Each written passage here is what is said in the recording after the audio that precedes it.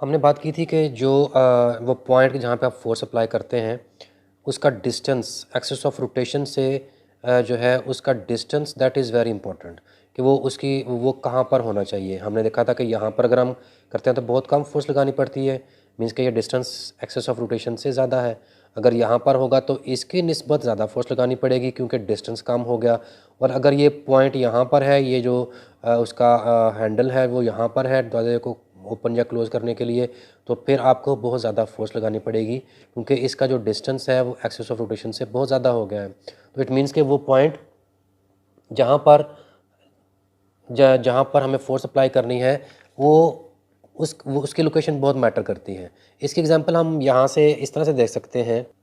इसको हम एक और एग्जांपल से अंडरस्टैंड कर सकते हैं कि ये मैंने जो ड्रा की यहाँ पर ये स्पैनर कहलाते हैं और ये मैकेनिक लोग जो हैं वो इस नट को या बोल्ट जो है इसको नट या बोल्ट बोलते हैं, इसको ओपन करने के लिए वो यूज़ करते हैं। अगर हम देखें कि ये सेम साइज़ का बोल्ट है लेकिन हमारे पास जो स्पैनर्स हैं वो डिफरेंट साइज़ के हैं।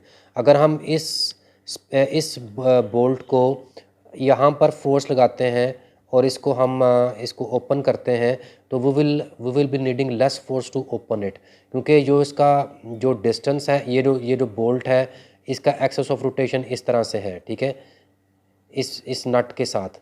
और ये जो फोर्स हम अप्लाई कर रहे हैं ये डाउनवर्ड इसके परपेंडिकुलर आता है। तो जब हम इसको फोर्स अप्लाई करेंगे तो ये हमें कम फोर्स अप्लाई करनी पड़ेगी। उसी नट को अगर हम इस छोटे स्पैनर से ओपन करते हैं और इसी तरह से इसका भी ज़ाहिर है कि ये जो इसका एक्सेस ऑफ रोटेशन है वो इस तरह से जो नट का है वो जिस भी डायरेक्शन में लगा, नीचे को लगा हो तो ये डायरेक्शन है।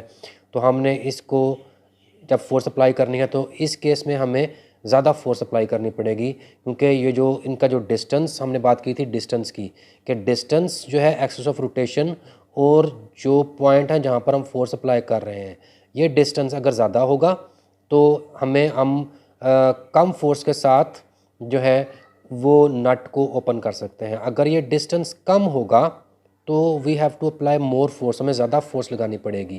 तो इसका मतलब है कि ये जो जहाँ पे हम फोर्स लगा रहे हैं और जो एक्सेस ऑफ रोटेशन है इनके दरमियान जो डिस्टेंस है दैट मैटर्स अ लॉट। अगर डिस्टेंस ज़्यादा होगा तो हमें कम फोर्स अप्लाई करनी पड़ती है और अगर डिस्टेंस इस केस में ज़्यादा है कम है डिस्टेंस तो फिर हमें ज़्यादा फोर्स अप्लाई करनी पड़ेगी।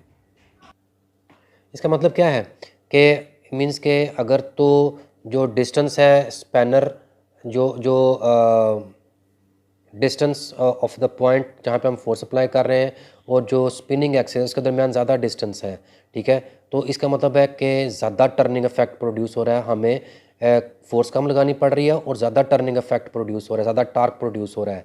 यहाँ पर जो है वो हम यहाँ पर जब फोर्स अप्लाई करेंगे तो क्योंकि यहाँ पर डिस्टेंस कम है तो इसको हमें अब यहाँ पर डिस्टेंस कम होने की वजह से ज़्यादा फोर्स अप्लाई करनी पड़ेगी और उसका जो टर्निंग इफेक्ट होगा वो कम प्रोड्यूस होगा, ठीक है। फोर्स ज़्यादा और टर्निंग इफेक्ट कम प्रोड्यूस होगा, यहाँ पर फोर्स कम और टर्निंग इफेक्ट ज़्यादा प्रोड्यूस होगा। ये जो डिस्टेंस है, ये जो स्पिनिंग एक्सेस और जो जहाँ पर हमने फोर्स अप्लाई करनी है, ये जो डिस्टेंस है that is called movement arm.